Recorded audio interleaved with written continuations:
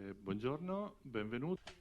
Good morning and welcome. I'm Massimo ZANCANARO. I'm a researcher at the Bruno Casse Foundation. I'm here today to introduce our guest, Professor Avi Goldfarb.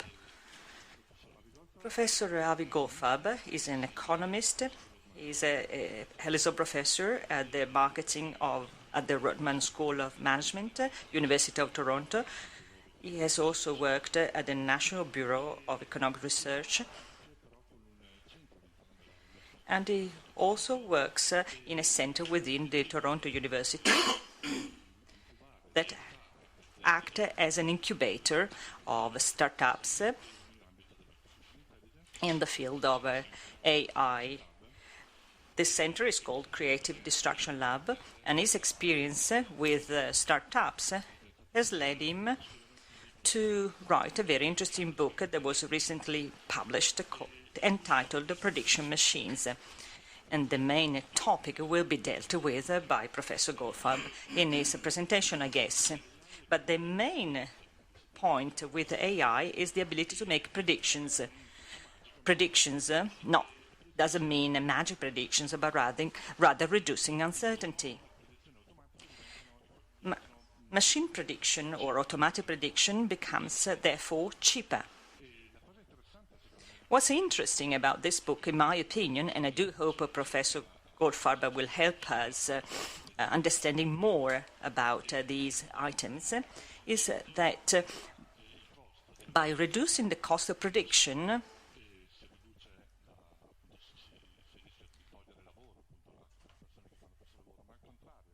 we do not destroy jobs. In other words, we do not replace the people who are in charge with predictions, but rather by shifting the accent on judgment, the business model in many companies may change. And this will lead to a rethink in the business model within companies, and AI not necessarily will contribute to job destruction, but rather enhance some other aspects of the value chain, therefore creating more jobs and more opportunities. That said, I would like to hand you over to Professor Avi Goldman. Thank you very much.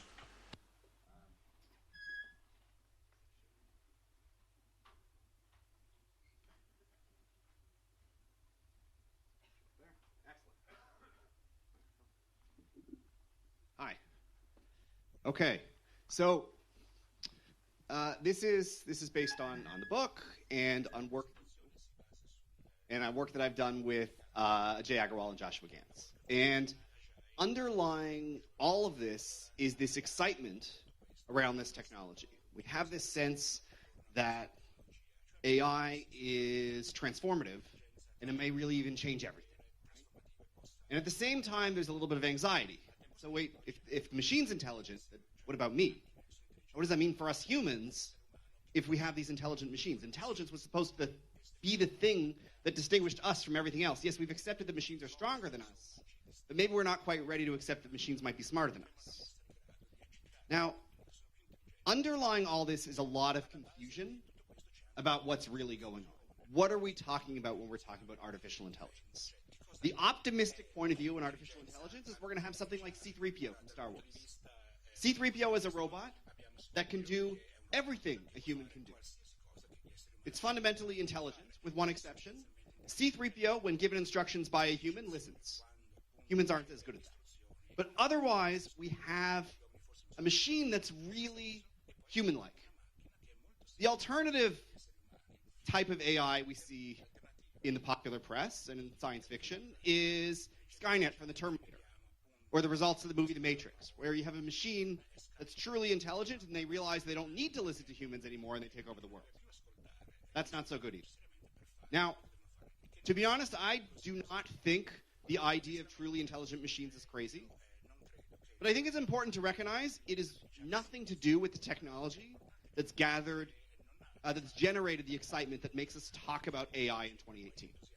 The reason we're talking about AI in 2018 is because of advances in a particular type of computer science called machine learning, and that is prediction technology.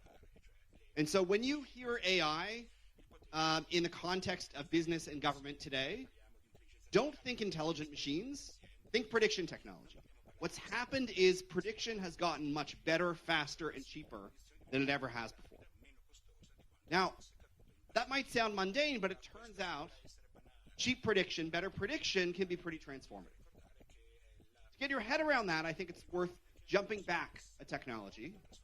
This is the technology that we made our career studying until recently, and it was the internet. Looking around the room, it looks like maybe half of you remember 1995. Okay, 1995 was a very exciting year in technology. Little history lesson. So 1995 was the year that the last public aspects of the NSF net were privatized. It was the year that Netscape had their IPO, and they were valued at over $1 billion with no profit.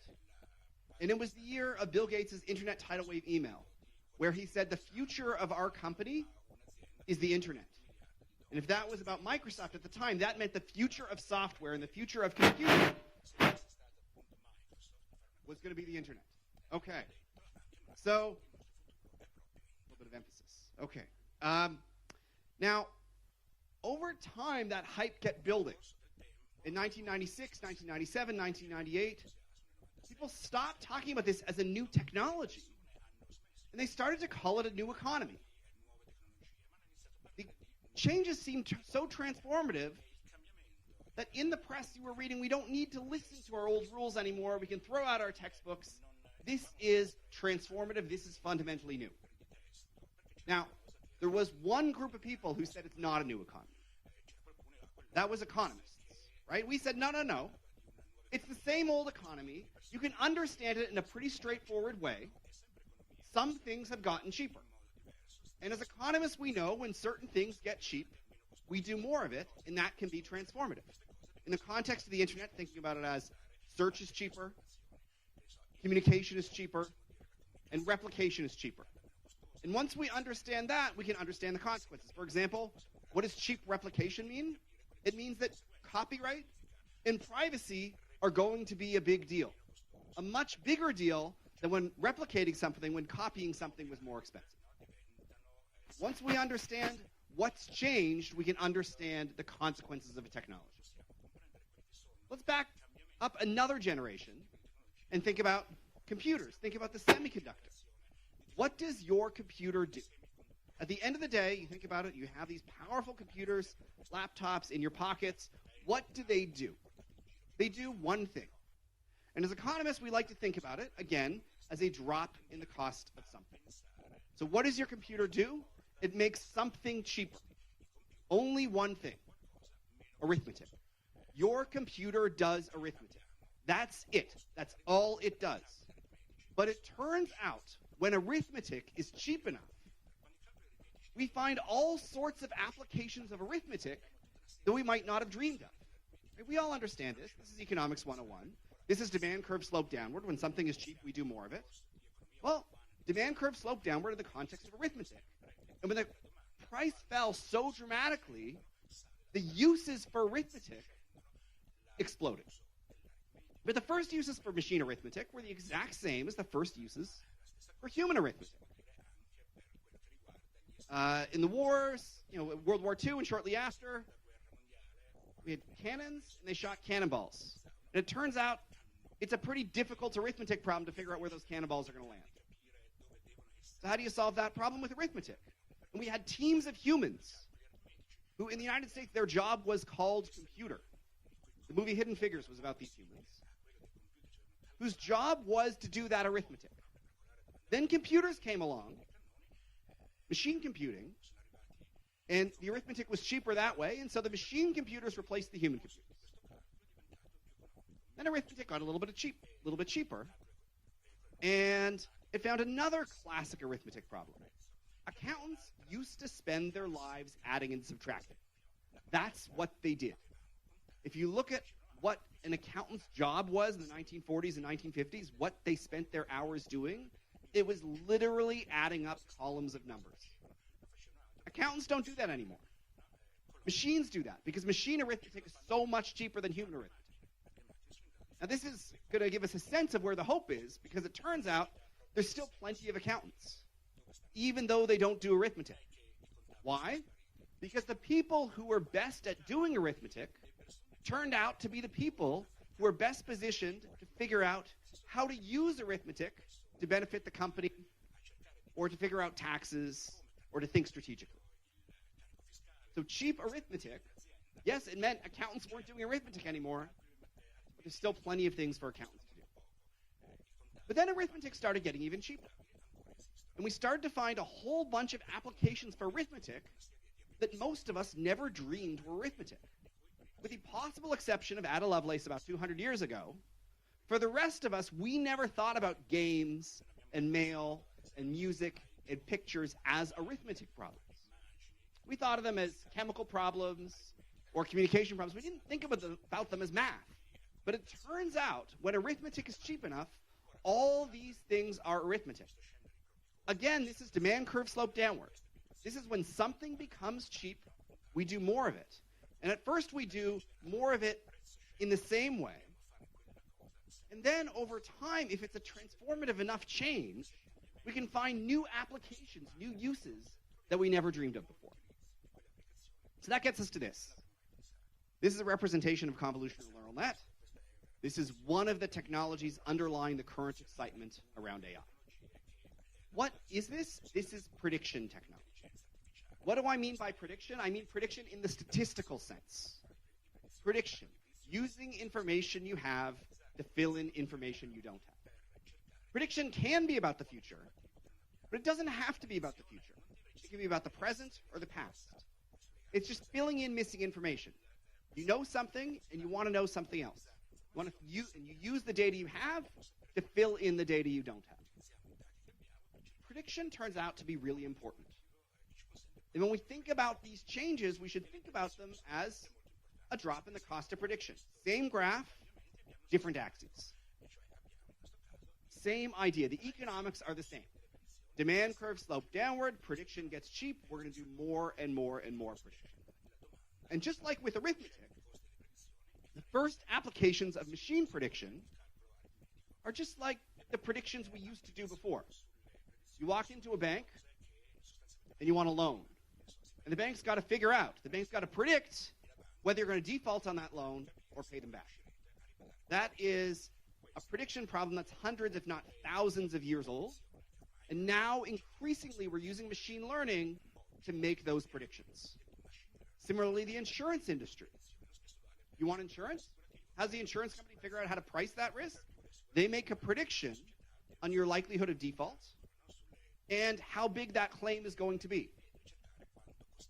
Insurance is fundamentally a prediction problem, and increasingly, again, we're using machine learning, we're using AI to fill in that missing information, to help with that prediction. But as prediction gets cheaper, we're finding more and more and more applications for machine prediction that we might not have thought of as prediction problems before. Just like pictures are arithmetic, we figured out that medical diagnosis is a prediction problem. What does your doctor do? They take in information about your symptoms and fill in the missing information about the cause of those symptoms. Object classification, object recognition, facial recognition is a prediction problem. How do I know that's Shane sitting right there? Well, my eyes take in signals of who that is. They say, okay, they fill in a context and a name and fill in the missing information of who that is and why I know him from the past. He was my professor. Now, as prediction gets cheaper, we really can start to think about reformulating problems that don't seem anything like prediction into prediction problems. Autonomous driving, or driving more generally, has been reformulated into a prediction problem. There's the obvious prediction problem, which is that there's all those other crazy drivers out there and you need to predict what they're doing. But really the core insight driving the recent advances in autonomous vehicles is the insight that we don't really need to tell the car what to do. We just need to tell the car to predict what a good human driver would do. Essentially, you have the car sitting on the human's shoulder, watching millions and millions of miles of driving, not literally sitting on the shoulder, but sensors around the car, and feeling and saying, okay, here's a situation. what does the human do in this situation? And it just needs to predict what the human would do instead of have a whole bunch of if-then statements to understand what's going on. And once you understand that a lot of the action is about filling in this missing information and about the creativity of reformulating old problems into prediction problems. You can see there's a lot of opportunities here, and we're only a few years in. I don't know what's coming next, but I'm excited about what it might be. Now, why is prediction valuable? Right, there's lots of technologies. Why do we think this one is particularly interesting and important relative to many of the other technologies that have arisen over the past decade? Prediction is useful because it's an input into decision-making. And decision-making is everywhere. Right? You make big decisions. What job should I take? When should I retire? Should I marry? Should I have kids? And you make smaller decisions. Should I scratch my face? Should I write that down? These sorts of things. You make big and small decisions all the time, and each of those decisions has a bit of prediction in the background. But the important thing to remember is prediction is not decision-making. There's all sorts of other aspects of decision-making that aren't prediction. How do we unpack that? Well, and why does that matter? Well, let's think back to Econ 101. So when the price of coffee falls, we buy more coffee, right? That's demand curve slope downward. You learn that on the first day of your first economics class. Second point, when the price of coffee falls, we buy less tea. Those are substitutes. When the price of machine prediction falls, the aspects of your job that are prediction are going to decrease, are going to become less valuable. Machine prediction becomes better. Human prediction becomes less valuable. They're substitutes. Coffee becomes cheaper. We buy less tea. The third thing that you might remember from Econ 101, hopefully more than Econ audience, is that when the price of coffee falls, we buy more cream and sugar. When the price of coffee falls, the complements to coffee become more valuable.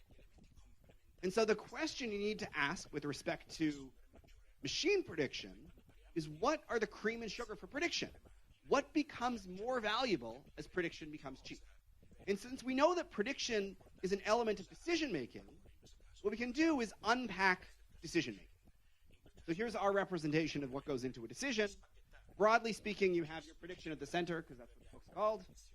Doesn't necessarily have to be at the center, but that's what we're focused on. You have different kinds of data. So we've heard this, data's the new oil, data's exciting.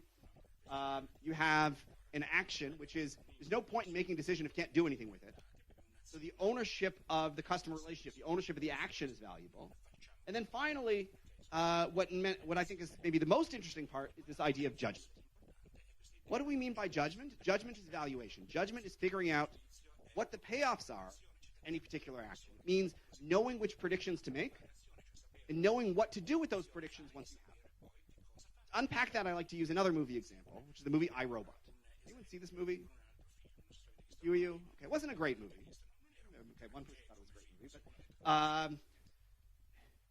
But there's one scene in that movie that I find particularly useful for understanding this idea. I really love that scene. It's a flashback scene. And so Will Smith is the star, and he's driving, and he's in a car with a little girl, and for some reason he has to swerve, and the car goes over a bridge, and it's sinking into a river. And it looks pretty clear they're both going to drown in the river. And then a robot comes along and saves Will Smith and not the little girl.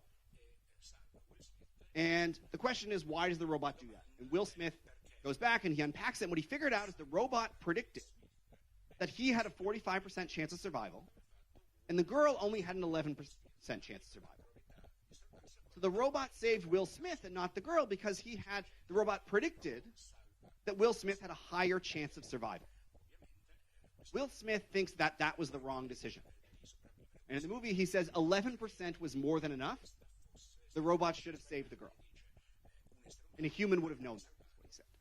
That's judgment. Judgment is knowing the relative payoff in addition to that prediction. The prediction's not good enough to make a decision. You also have to assess, is that little girl's life really worth 4 times Will Smith's life? And it might be. And maybe we, as humans, we would have made that decision.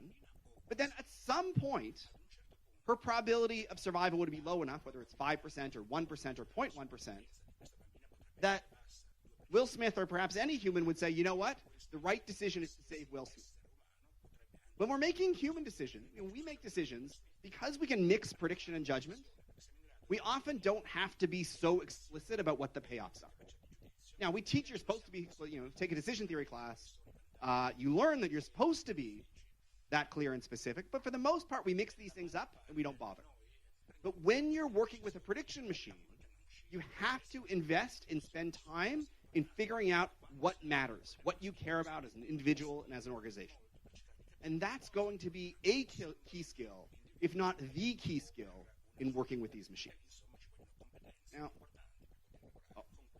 okay. So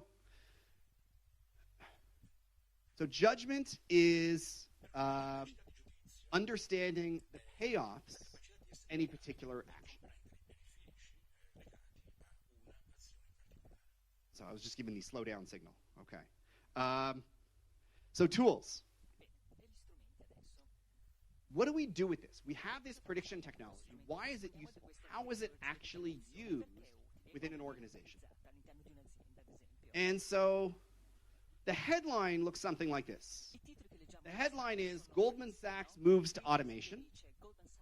And as they move to automation, they used to have 600 traders on the floor, and now they only have 2.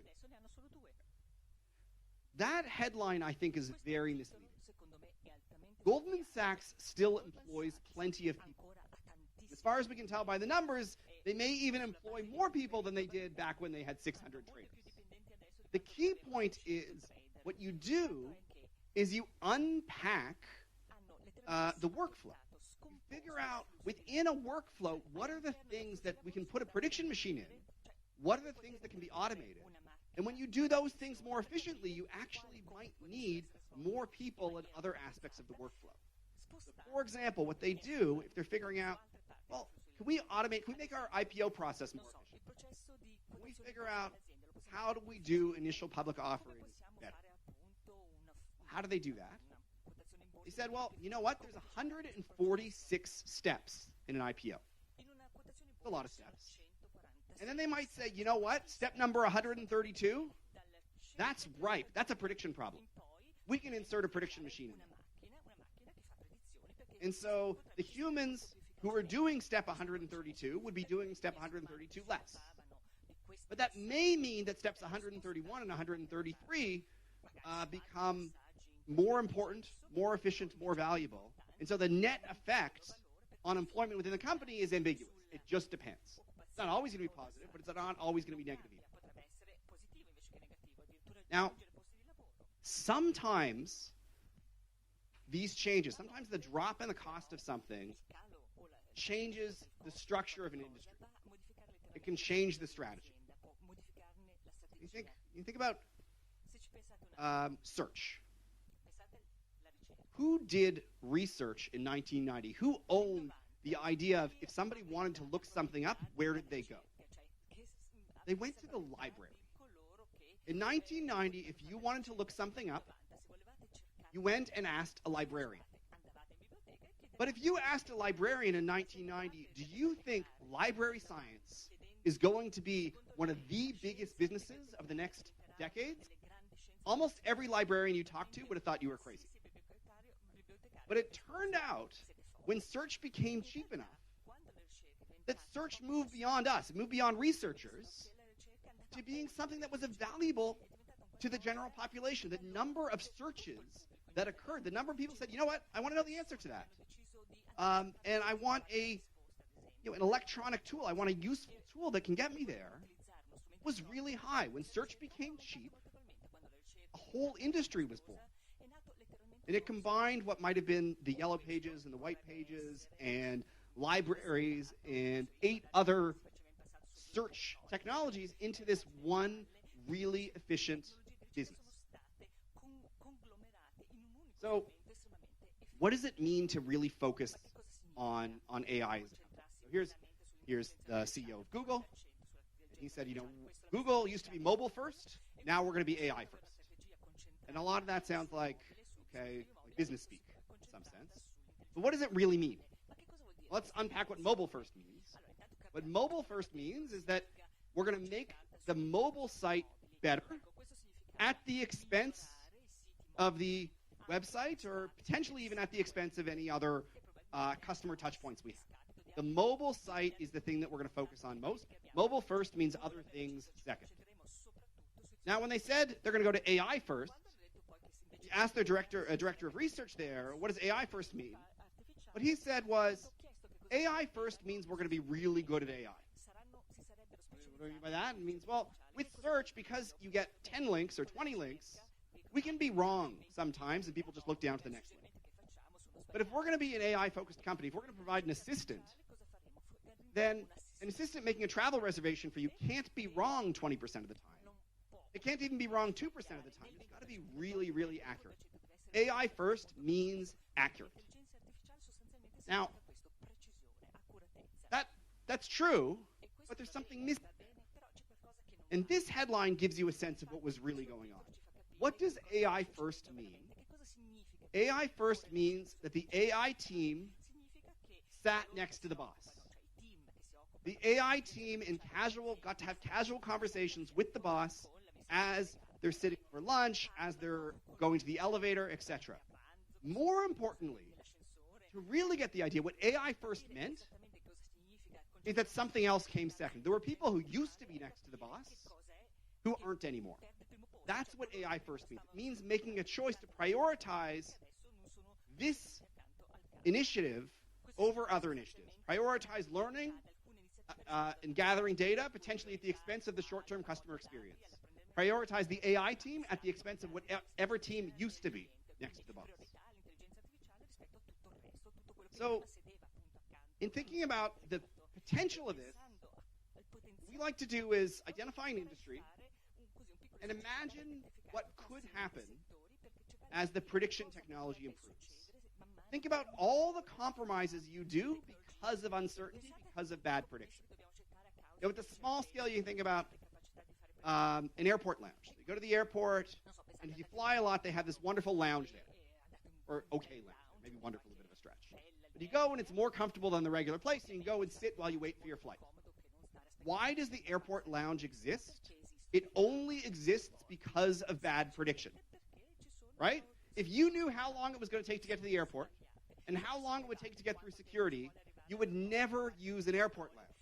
That infrastructure is entirely a compromise because of bad prediction. Think about other compromises we do because of bad prediction. So think of Amazon. We think of Amazon as an AI leader in many ways. And so they make predictions about the things you might want to buy. And they have millions and millions of products, and they make predictions about what you're going to want to buy, and they put it on the page, maybe recommended for you. And from my experience, maybe they're right 1 out of every 20 times. I don't know what the real numbers are, but let's say they recommend 20 products, I'm going to buy one of them. That's not bad, given that they have millions of options. I don't want most of their catalog. But what it means for their business is the same business that catalog companies have been in for over 100 years. They're in the same business that Sears was with the Sears catalog. And what does that mean? There's a catalog. You shop through it. You look at the catalog. You choose what you want. They send that to their warehouse, and the warehouse ships it to your door. The shopping, then shipping business model. Why? Because of uncertainty. How do we think about this? Well, let's turn up our prediction dial. Let's turn it up, I don't know where, but whether it's going to be 10% or 50% or 70% or 90%, at some point, they won't have to wait for you to order. At some point, their prediction machine is going to be good enough that it's worth it for them to ship the items right to your door. You open the box at your door, you take what you want, you leave the rest. And then they build an infrastructure for developing those returns. Now, to be honest, I have no idea if this is really going to happen. But what I do know is that they've thought about it. They have a patent, took it out a few years ago, anticipatory shipping from Amazon. So this idea that as prediction gets better, we can overcome some of the compromises we make, some of the ways we serve our customers worse and serve them better because of better prediction. But the the AI industry, so the HR industry. You're in HR, human resources. You might think, you know what? I'm in an industry where I deal with humans. I don't have to worry about AI. Well, not really. A good chunk of what people do in human resources is prediction. They predict. Hiring is all about predicting which humans are going to work well in your organization. So that's inherently a prediction problem, and a lot of what human resources people do with their time is prediction. So it's already happening that resume screening, you have hundreds or thousands of applicants for a job, that initial screen is increasingly done by machines. But it could go further. It could get to the point that you don't even need to post a job at all. You don't have to worry about that uncertainty about who's going to apply, who the right person is, whether they're out there. What you could do with the right data and a good enough prediction machine is identify the person you want to hire and say, you know what? I want to hire you. And your prediction is good enough that you know that they're going to respond to you and say, yes, okay, I'm going to come. Now, again, these are thought experiments. Exactly which ones are going to happen, who knows? But the underlying point is we make lots of compromises in our workflows, in our jobs, in our organizations because of uncertainty. And a prediction machine, a machine that reduces uncertainty, is going to help. And understanding that in terms of where you work and what you do is a statement about thinking through what it means for that dial to turn and a hypothesis about how quickly it will. Now, when I see what's actually going on now, I have to admit I'm a little underwhelmed. Those Amazon predictions are fine, but many of you will probably think that they're not really that good. They seem to just recommend the thing that I looked at and didn't buy because I didn't want it. And maybe a few other things. It just doesn't seem that transformative a technology. Or Siri, or Amazon's Alexa, they work, and they're kind of cool, but they're frustrating and imperfect, and there's all sorts of flaws underlying the technology. How do we make sense of that while at the same time we see investment in this industry going through the roof? We see governments around the world saying this is an important technology, potentially the important technology. We need a national strategy around it. France has a national strategy around AI. The United States has had their various national strategies around AI. I don't know if Italy does.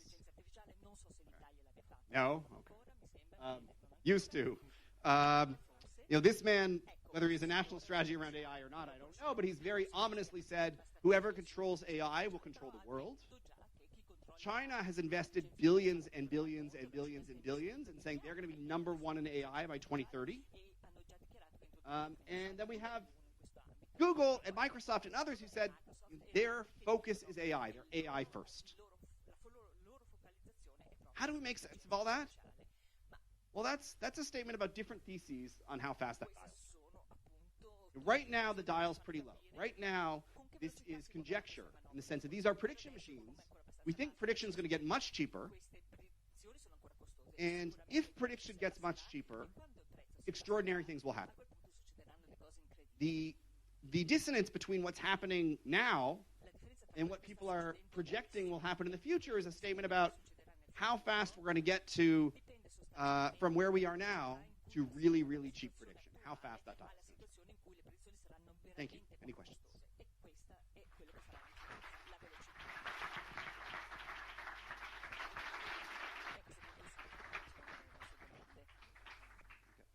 Okay, grazie. Thank you very much. It was very, very fast and much.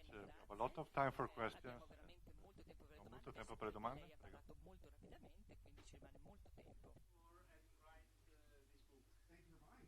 Thank you for buying it. Okay.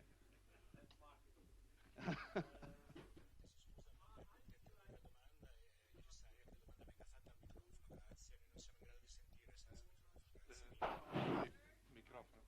Oh, here. I'll give you this and I'll sit down. Okay. So, thank you for writing this book. And I think for the general interest, it's worthwhile to spend some minutes on performance versus privacy. In Europe, we had GDPR, and I think we have been lucky because of the Facebook Cambridge Analytica scandal that made many US companies decide to embrace GDPR. And as the main competitor in this field is China, then could be that Europe and USA join force together in a alternative way than China is using. I know China has a lot of advantages because they don't care on privacy and so on, so they have more data. The government is very cooperative with companies, and this is not so in Europe and USA. So what do you think about this? Okay. I actually think a lot about this. Oh, here. Thank you. I guess I'll. So, thinking about privacy. So Europe's had stricter privacy regulations than the US and China for a while. And I have some research from about a decade ago that shows the previous generation of European privacy regulation seriously affected the advertising supported software industry here. Okay. And so the evidence just says that advertising doesn't work as well in Europe as it does in the United States. The conjecture is, therefore, you would expect the biggest advertising-supported companies in the world, Google, Facebook, etc., to not be in Europe. Now, how do we think about this going forward with GDPR? And a variety of things. So there's a few things to think about. One is, if access to data is a strategic advantage at the national level, are we going to start thinking about privacy as something that belongs in trade agreements? So Dan Treffler and I have a paper coming out, or a thought piece coming out for the World Trade Organization, where we think just like environmental regulation is now part of trade agreements, so that we avoid a race to the bottom, you would expect, if we want to protect privacy, still keep some advantage, that data use and data restrictions may be part of trade agreements going forward. So that's a somewhat of a pessimistic, potentially, point of view, in the sense that, yes, I do think that at the national level, privacy regulation hurts innovation. I want to add a very important caveat to that, which is that at the company level, at the strategy level, I do not think that's true. Having individual companies choose what they think the right level of privacy is, there's lots of evidence that companies that are privacy respecting do very well. And so my statement about the trade-off between privacy and innovation is a statement about regulation and not a statement about strategy. Now, another important subtlety here is that it's not obvious that GDPR or any of these regulations are really restricting the amount of data that big companies have. And so the regulations around GDPR, at least as I understand them, largely are things that with resources and consumer trust, a company can overcome. And so there's been some preliminary evidence already, and certainly some conjecture and hypotheses, that Google isn't going to be that hurt by this in Europe, or if it adopts equivalent policies in the US. And to the extent that anyone is hurt, it's going to be companies that don't exist yet that would try to get traction and don't have that consumer trust. So again, this is going to be a challenge in thinking about, it's still a trade-off. That's a trade-off between privacy and market power, essentially. Which, now, so there's two important caveats to all this pessimism. Important caveat number one is what I just said, that from a strategic point of view in an individual company, privacy respect often makes a lot of sense. And the other important caveat is that, look, if privacy is a right, that's only meaningful if it means we're trading things off for it. There's no point in thinking about a right that we would want anyway, that helps everybody. It's a right by definition because it's costly to have that right.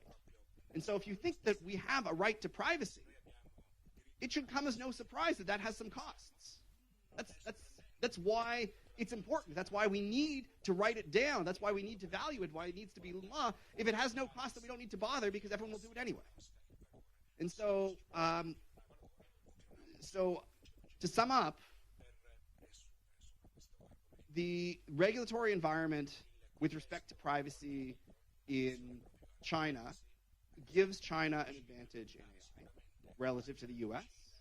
And the regulatory environment in the US gives the US an advantage relative to Europe, for sure.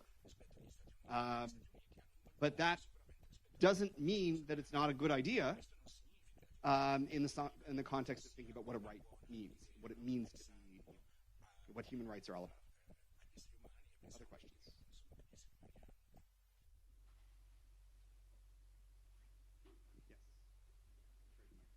Okay, thanks. Thanks for your presentation. It was very brilliant and informative. One question I had was learning from facts and mistakes in the prediction art is not the same across a variety of circumstances. So in particular, there are examples that can be made in which, I guess, the speed of improvement of the ability, even of machines, of learning may actually be slowed down considerably. Think of autonomous driving. There is, if there are so many crazy drivers around, then a machine perhaps may be actually misled by seeing so many repetitions from. So can we sort of rank the, in your views, the activities from which we can learn? I've seen that there was this report, McKinsey Global Institute years ago, in which they were saying what was automatable, more likely to be automatable or not. So something like this related to what you were saying in the ability to predict and the speed of learning in this area. So there's been a bunch of studies that look at the tasks that are involved with a job and then assert these tasks seem to be automatable and those tasks aren't. And therefore, this percentage of jobs is automatable. So there's this Frey and Osborne paper that was, that had a huge impact that said 47% of all jobs are going to be automated. Now, I have no, there's nothing wrong per se of what they did, in the sense that if you follow the steps that they made, they get to 47%, and that is correct. But there's some really important caveats there. Caveat number one is they didn't put a timeline on it. And if you talk to them and read what they described, actually, in that, they were pretty clear that this is a 50 to 100-year timeline. This isn't a 5-year timeline. And the world changes a lot for 50 to 100 years, and I would guess most aspects of my job today, most of the things I spend my time on, even as a professor, which is a famously not changing job, are different from what my peers, from what my potential senior colleagues would have done 50 years or 100 years. And so that gives you a sense of where some challenges are. Now, in terms of thinking about learning per se, that gets really interesting in a few ways. One is learning's costly, right? So we know that. As humans, we spend years and years and years learning. We take time off from work where we're not essentially being explicitly productive in order to learn more things. It's a costly endeavor. It's a costly activity. It takes time, it takes effort, it takes money. Computers are no different. It's costly for computers to learn.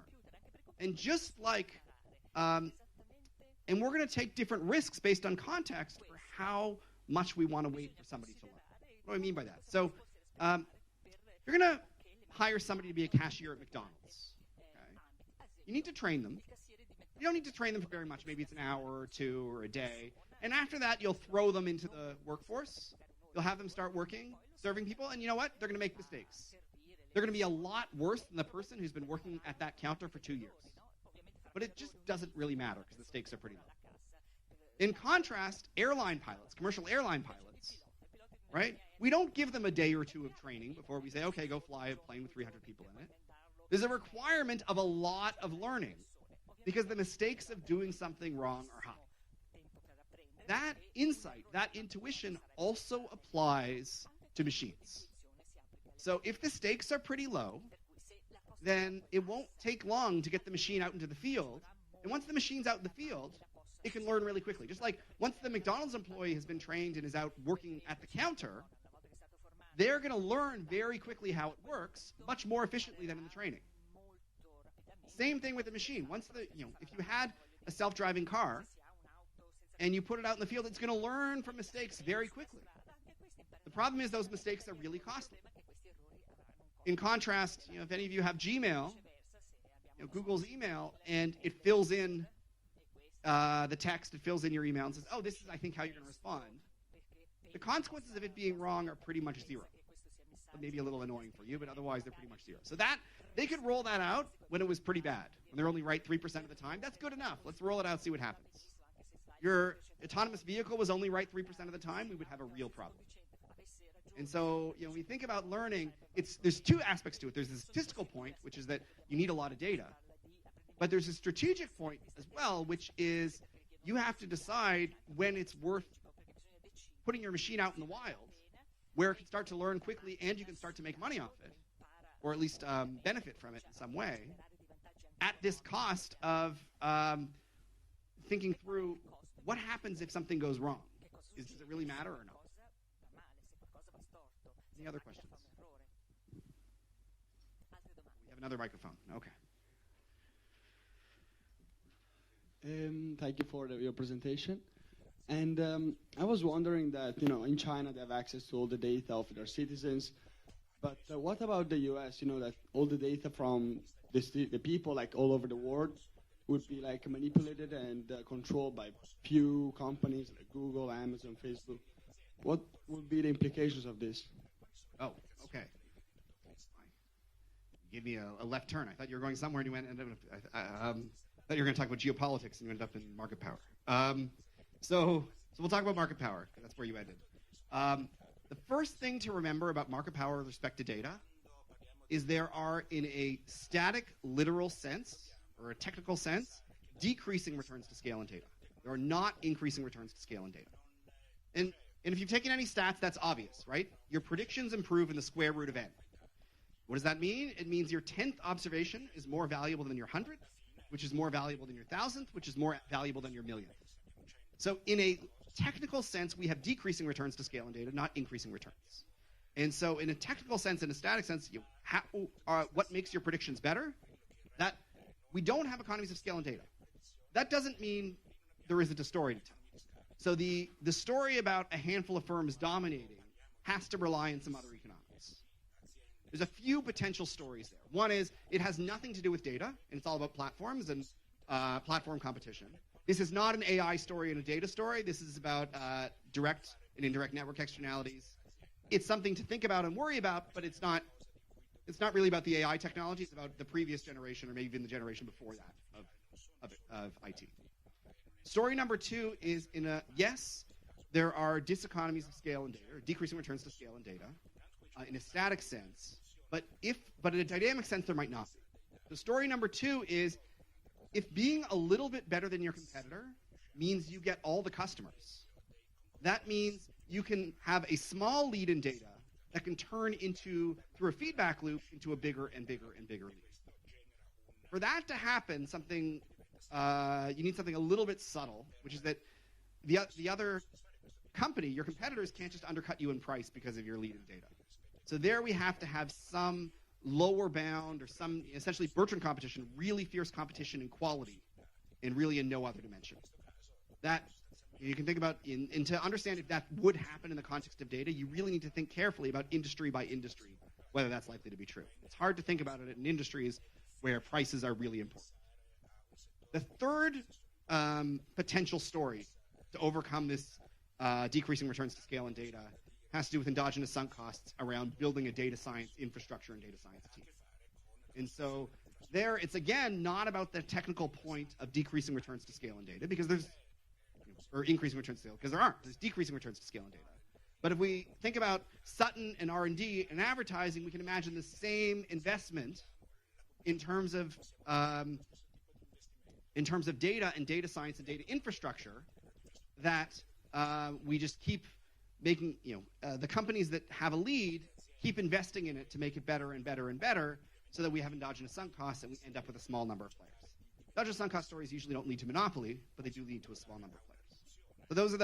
So the first thing to remember is, in a technical sense, decreasing returns to scale and data. So this story doesn't actually doesn't gel at first, and then you'd have to layer on some other economics to get to a point where we'd worry about antitrust in dominant firms. Any other questions?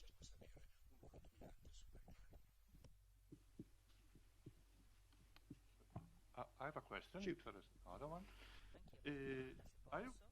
I was very intrigued about your example of the coffee and the sugar and the tea. So, what I'm wondering was, if we want to understand what our skills we need for the future of jobs, we probably would like to understand what does need for us to be the sugar. What is the sugar in this case? In your book, you talk a lot about judgment as a way of being the sugar, so the real human. So my first part of the question is, what are the skills in order to be good at judgment? And the second part of the question is, I think that actually there is another thing in between the prediction and the judgment, which is the assessing of the prediction. So you have to understand how much you believe in the prediction. Of course, you can have a prediction that is accurate 99%, but still there is 1% probability of being wrong. So just to clarify, so that issue is judgment. That issue is knowing what to do with a false positive and a false negative. So, you're 99% right, 1% wrong is a statement about knowing what the payoffs are down the whole decision tree. No. One point is knowing the payload. The other is understanding what is likely. I mean, can I believe you in the prediction, first of all? Sure. Because I think that one is in machine learning, especially the new machine learning, the deep learning. Actually, the decision is obscure, is obfuscated. You don't have a clear relationship between the parameters and the outcome. Okay. So there's some interesting subtleties there. So the first thing is, should we trust? We have a prediction machine. Should we trust the prediction? Okay. And in some sense, if we've learned anything from Daniel Kahneman and Dan Ariely and others, is when humans decide to not trust the prediction, things go badly, okay, in a general sense. So if we have a prediction machine and we ignore it, generally it's our egos that make us ignore it, and we're just wrong. And so what really matters is to have to understand what probabilities mean, and then to think through the payoffs, which is judgment. With one important subtlety. And so when you say, well, what are the jobs in terms of the future, you can think about three categories of jobs. There's one category of jobs, which is the people who build and understand the prediction machines. Okay? So these are science, technology, computer science, math type jobs. And these are, you really need to know what it means to get a prediction. And in particular, as economists, we know the biggest failure in a prediction machine is going to be with respect to causal inference. And so we need to understand when causal inference fails, which means we actually don't have data on a counterfactual. We don't know what's happening. And so we think we have a good prediction, but it's actually not a good prediction at all. So you need people who understand the machines. That's set of jobs number one. Set of jobs number two is you need people who tell the machines what to do. Okay? So this is the judgment. This is, what do we care about as a society? What do we care about as an organization? What do we care about as people? What are those valuations that go? So that's essentially a set of jobs around judgment. The people who make the most money in that are also going to understand the machines, right? Because those things somewhat go together. They don't have to know how to code them, but they need to understand what they're useful for. And so there's a set of jobs around building machines. There's a set of jobs around judgment and codifying values, which maybe optimistically in the long run is a set of jobs for humanities rather than for science or for social science, understanding what values are. And then the final set of jobs are actually around the action. So they're not really around judgment at all, which is that some things are just better if done by a human. The most obvious one of these to me is professional sports, right? A race between robots or a football game between robots does not sound very exciting. There's something about having a human doing that creates the opportunity. Now, admittedly, there aren't that many jobs for professional athletes, but entertainment generally is an industry where there's going to be a future for humans. And so we have these three categories, which are coders and people who build the machines, engineers. We have people who know what we value on judgment, and then we have people who own the actual action because by their very nature of being human, other humans value it. That's how I think about that. We have time for one or two more? Or one more, maybe? Altre domande o altre osservazioni? Any other question or observations or comments?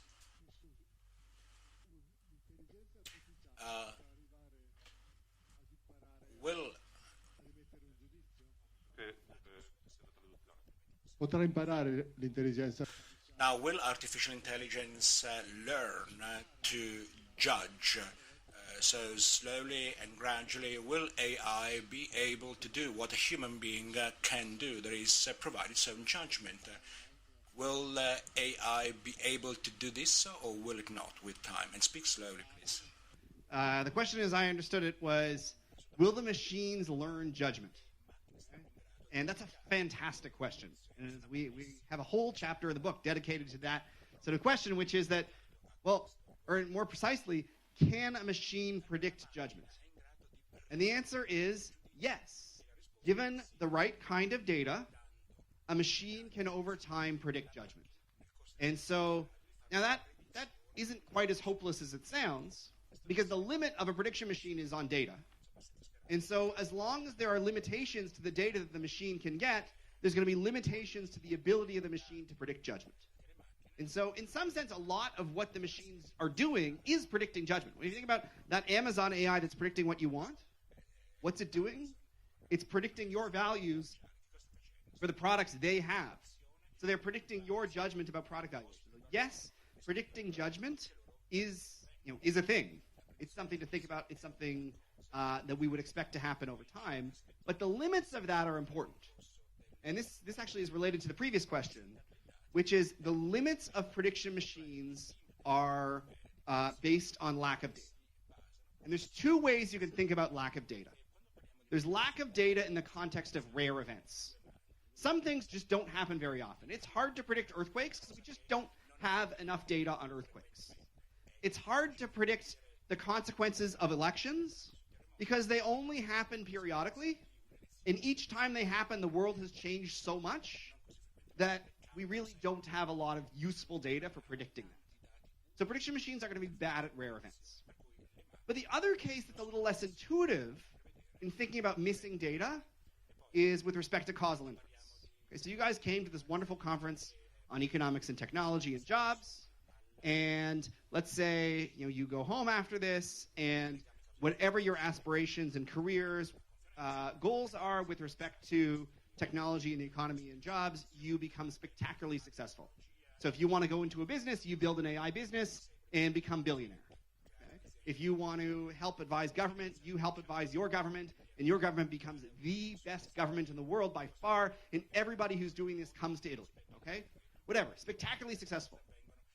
Can we say that you coming to this conference made a difference? We can't, because we don't know what would have happened had you not shown up. And so what that means is we don't know the counterfactual. We lack data.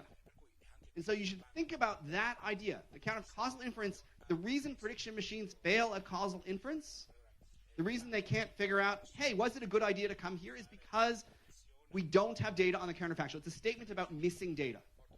So prediction machines break down without data. That includes rare events, but it also includes causation.